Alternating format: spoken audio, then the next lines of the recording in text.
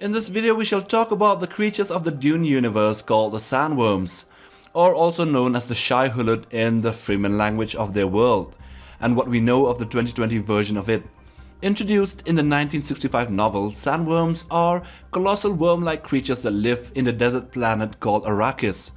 The sandworms were also seen in the 1984 film, the 2000 miniseries Dune, and the 2003 Children of Dune, and will also make a comeback this year with a remake of the original movie.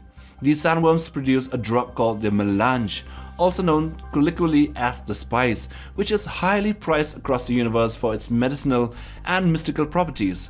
Melange deposits are found in the sand seas of Arrakis, where the sandworms live and hunt, and this substance is what drives the entire plot of the movies, games, and novels. So these sandworms were giant life forms of the planet Arrakis. It lived in the vast deserts and sand dunes that stretch across the surface of the planet. Sandworms lived beneath the sand and as said before, they are the ones that produce and guard the sources of the spice melange. They are attracted to rhythmic vibrations on the surface, and they would breach in pursuit of the origin of these vibrations to defend their territory, of which they were very highly protective of. Therefore, it was considered a very rare thing to have seen one and lived to tell about it. It was extremely rare, save for the mysterious Fremen who achieved some kind of mastery over the beasts. So you might ask, what is this planet called Arrakis? Let us start with humankind, having evolved on Earth and eventually gained the technology to travel faster than light. They then expanded out to inhabit many other worlds and explored an even greater number. They were governed by an imperial government under which the inhabited planets affiliated together. This empire lasted for many millennia, and a remote desert planet called Arrakis was discovered and colonized. And the sand trouts, which are sandworms but an earlier stage of their life cycle, were introduced to this planet. Although the old empire died off, the remnants of humanity and sandworms continued to live on in Arrakis.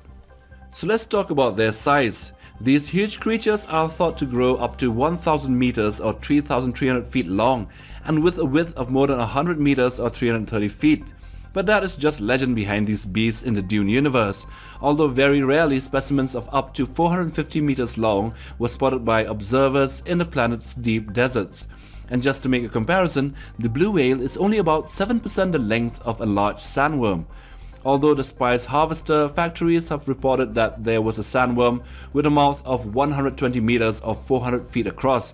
That is as big as the height of 2019 Godzilla and just the mouth. So imagine the length. And what about their physiology? So these giant creatures were like the earthworms of the earth, but thousands of times bigger.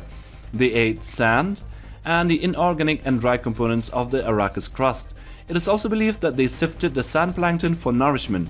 So these worms' skin had thick, rough and orange scales. It served as a simple function of armor and was comprised of many individual scales, each a few feet in size. But that changes across the different portrayals of these sandworms in the series, the movies of 1984, and even the recent trailer of the 2020 Dune. So these scales overlapped and interlocked to form an armor that protected it against the internal sand invasion. They also had strong flinty cinnamon smell, which was given off from the beast, especially the mouth. It is said that a sandworm could be smelled before they were seen. Another interesting thing about them is that they generate a lot of static electricity, which results in dry lightning when they come out from the ground. Lastly, a peculiar thing about them is that water was fatal to a sandworm, even in small doses. Water that entered a sandworm's body would act as a catalyst to accelerate its metabolism to the point that it became unstable and its vital biological functions failed. This was a violent and presumably painful death for the sandworm, although the liquid that was given off from the smaller sandworms is called the water of life and used in various rituals and also spice orgies, which is exactly what you think it is.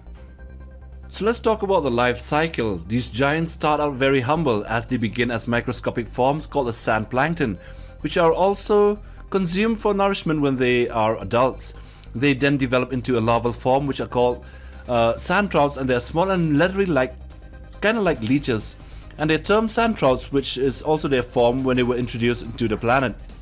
Also called as water stealers, they steal out water, encapsulate it and trap it underground, and with their spice excretions it forms a pre-spice mass which is explosive, and when exposed to the sun and open air it becomes a refined form of spice.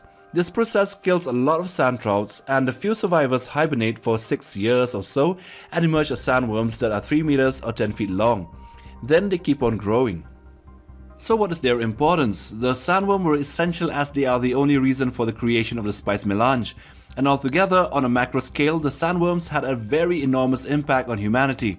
To the planet's Fremen population, the creature was a spiritual symbol of their faith and saw them as a physical embodiments of the one god of their original Zen-Sunni religion.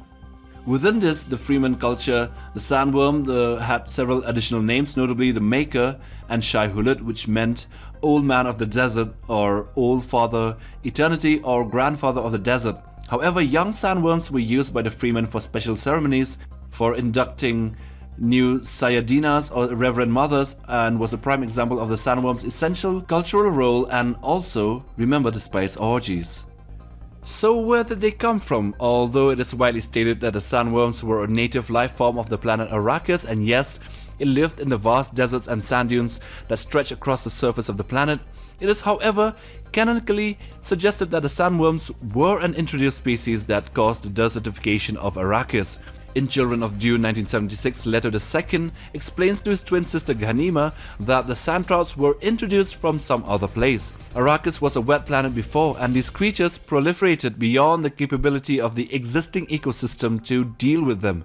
Sand trouts insisted the available free water and made Arrakis a desert planet, and they did it to survive.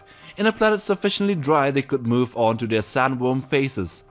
So what about fighting a sandworm? Spice, let's start with spice. It has an important role in travel and cultural development as it is vital for space travel by enabling navigators to safely guide spaceships safely through the warp space. So outsiders of the planet Arrakis would constantly collect the item, but at the same time this precious resource is guarded heavily by the giant sandworms, and many expeditions would end disastrously. They are attracted to rhythmic vibrations on the surface and, as I said before, would come out of the surface and attack the source. This was an effort to defend their territory, of which they were very highly protective of. Their scales were impenetrable to small and medium weaponry, but if the scales are removed, the softer skin, which is very sensitive, could be harmed, and by that it could drive the worm away. On another note, the local Freeman natives of Arrakis, by using thumpers and hooks, have learned how to ride these beasts above ground.